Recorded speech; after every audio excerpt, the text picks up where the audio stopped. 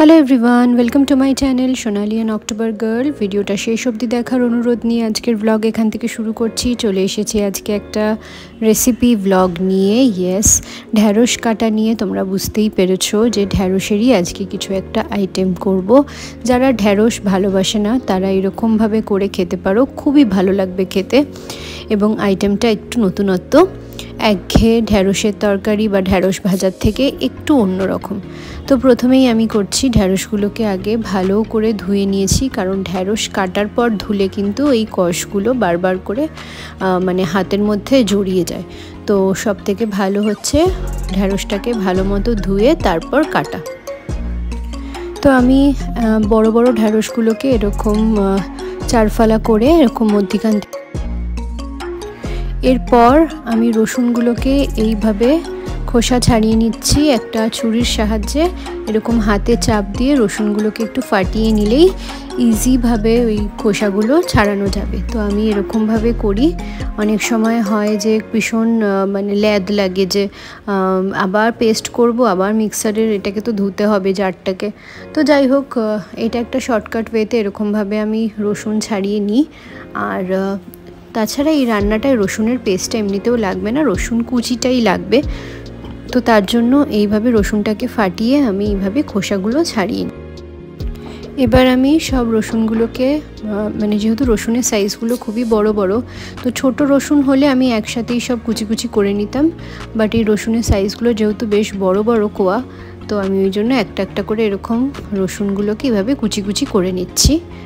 আর এখানে আমি মোটামুটি 4টে বড় রসুনের কোয়া নিয়েছি।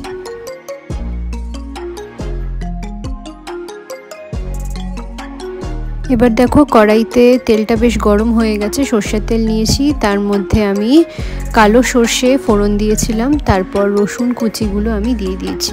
এরপর একে একে কেটে রাখা পেঁয়াজগুলো দেখো আমি খুব কুচি কুচি করিনি, একটু মোটা মোটা ধরেই কেটেছি আর কি, যাতে মুখে পরে পেঁয়াজটা। পুরোটা আমি ভালো করে ভাজবো না, কাঁচা কাঁচা অবস্থাতে। এবার আমি এর মধ্যে দিয়ে দিলাম কেটে রাখা ঢ্যাঁড়সগুলো একটু ভালো করে ভাজতে হবে। তার জন্য তেলের পরিমাণটা আমি একটু বেশিই নিয়েছি, যাতে ঢ্যাঁড়সটা একটু ভালো মতো ভাজা ভাজা হয়।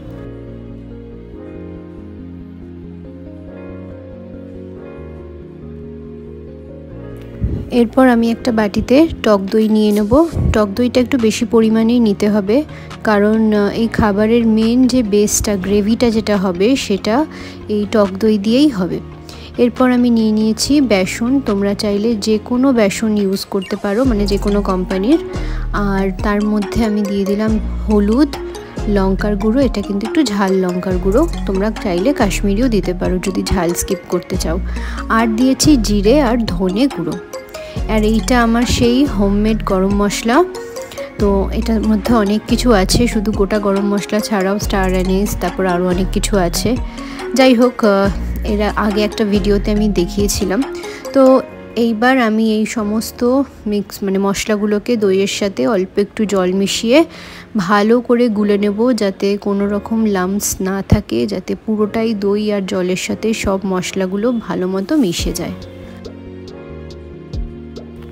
আর এইখানে দেখো, আমার এখানে ঢ্যাঁড়স পেঁয়াজগুলো ভালো মতো ভাজা হয়ে গেছে, লাল লাল হয়ে এসছে।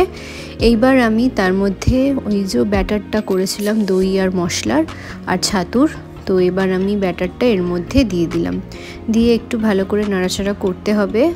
তারপর আমি ওই ব্যাটারটা যেই বাটির মধ্যে করেছিলাম, সেই বাটি ধোয়া জলটা এর মধ্যে দিয়ে দিলাম। দিয়ে একটু ভালো করে অনেকক্ষণ ধরে নাড়াচাড়া করতে হবে। এটা কন্টিনিউয়াসলি নাড়াতে হবে, কারণ যেহেতু টক দইয়ের সাথে ছাতু দেওয়া আছে, তো তার জন্য ডেলা পাকিয়ে যাওয়ার একটা সম্ভাবনা থাকে। তো এরপর আমি দিলাম নুন পরিমাণ মতো দিতে হবে। খুব তাড়াতাড়ি রান্নাটা হয়ে যায় আর অল্প মশলায় হয়ে যায়। তোমরা চাইলে লঙ্কার গুঁড়ো স্কিপ করতে পারো। এরপর আমি দিয়ে দিলাম এর মধ্যে গুড়ের গুঁড়ো,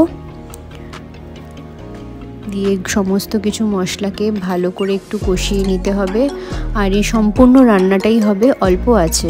ওই যে বলেছিলাম বেসন আর টক দই আছে, তো লেগে যাওয়ার বা ডেলা পাকিয়ে যাওয়ার একটা সম্ভাবনা লেগেই থাকে।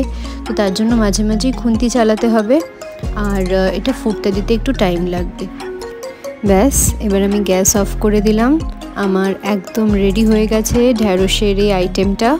তোমরাও বাড়িতে ট্রাই করো। আর ভিডিও এখানে এন্ড করছি। ভালো লাগলে আজকের রেসিপিটা অবশ্যই কিন্তু আমাকে জানিও, আর অবশ্যই লাইক কমেন্ট শেয়ার করতে ভুলো না।